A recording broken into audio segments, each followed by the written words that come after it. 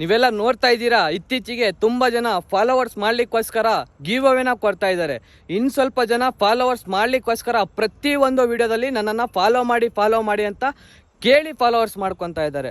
ಆದರೆ ನಾನು ಇವತ್ತಿನವರೆಗೂ ಒಂದು ವಿಡಿಯೋದಲ್ಲಿ ನನ್ನನ್ನು ಫಾಲೋ ಮಾಡಿ ಅಂತ ನಾನು ಕೇಳಿರಲಿಲ್ಲ.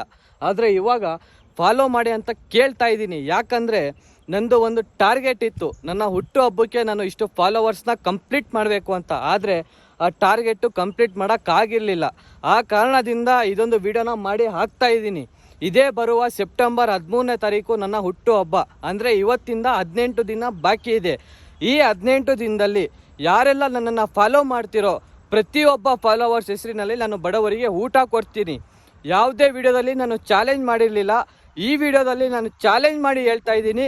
ಅದು 1,000 ಜನ ಆಗಿರ್ಬೋದು, 5,000 ಜನ ಆಗಿರ್ಬೋದು, 10,000 ಜನ ಆಗಿರ್ಬೋದು, ಪ್ರತಿಯೊಬ್ಬ ಫಾಲೋವರ್ಸ್ ಹೆಸರಿನಲ್ಲಿ ನಾನು ಬಡವರಿಗೆ ಊಟ ಕೊಡ್ತೀನಿ.